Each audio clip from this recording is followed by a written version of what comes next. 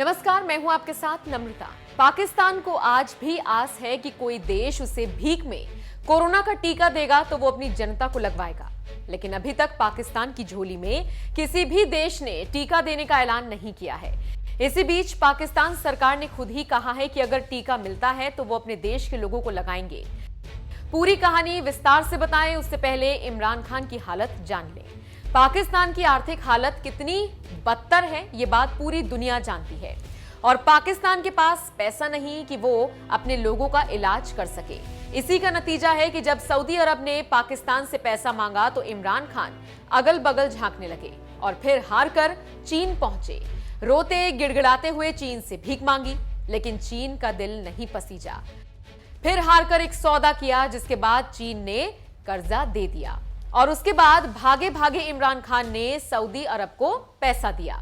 अब इसी कड़ी में एक नया मामला सामने आया है। मामले पर चले उससे पहले एक बात आपको बताते चले कि पूरी दुनिया में लोगों को कोविड-19 का टीका लग रहा है और हर देश के नेता अपनी जनता को सुरक्षित कर रहे हैं, लेकिन पाकिस्तान में लोगों का बुरा हाल है क्योंकि पाक सरकार के पास पैसा ही नहीं है कि वो अपने लोगों की कोरोना से जान बचा सके और उनको कोविड-19 का टीका लगवा सके। और इमरान खान अपने लोगों के लिए टीका फ्री का खोज रहे हैं और इस उम्मीद में है कि कोई तो देश होगा जो हमें मुफ्त में टीका दे दे। और अब इस बात को लेकर मीडिया काफी आक्रामक है और सरकार पर तनकीद कर रही है कि सरकार आम जनता को मरता देखना चाहती है। सरकार के पास इतना इंतजाम नहीं कि वो अपने लोगों के लिए टीका लगवा सके। ये मामला तब बाहर आया जब पाकिस्तान के हेल्थ विभाग के सेक्रेटरी ने खुद कहा कि पाक सरकार इस साल कोरोना टीका की खरीदारी नहीं करेगा और चाहेगा जिस तरह से दूसरे देशों की मदद हो रही है ठीक उसी तरह से मानवता के आधार पर पाकिस्तान को भी मदद मिल जाए। जानकारों की माने तो पाक पीएम इमरान खान की हालत उस मंदिर के घंटे की तरह हो गई है जहां पर कोई भी आता है और बजा के चला जाता है। हाल ही में विपक्ष ने इमरान के सबसे खास शेख हारून को चुनाव में हरा दिया।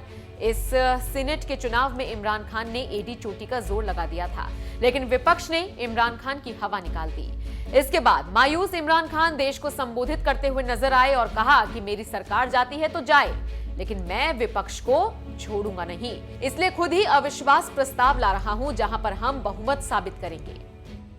तो मैं कॉन्फ्रेंस लूंगा जाके अपनी असेंबली से और मैं आपको ये बता दूं, ये अब मैं ज़रा मुखातिब हूँ, ये जो सारे पीडीएम के जितने ये बड़े बड़े जो इनके जो ये जो बड़े बड़े क्या हैं ये जो भी हैं, आप सबको मेरा ये पैगाम है।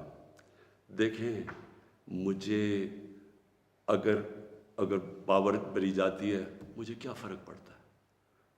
मैंने कोई फैक्ट्रियाँ बनाई हैं आके, मैंने कोई अपने रिश्तेदारों को कहीं बड़े बड़े ओहदे दिए हैं, मैं तो कोई बाहर जाके यहाँ पैसे निकाल के तो बड़े बड़े कोई मेफेयर में मैंने कोई बड़े बड़े घर ले लिए हैं।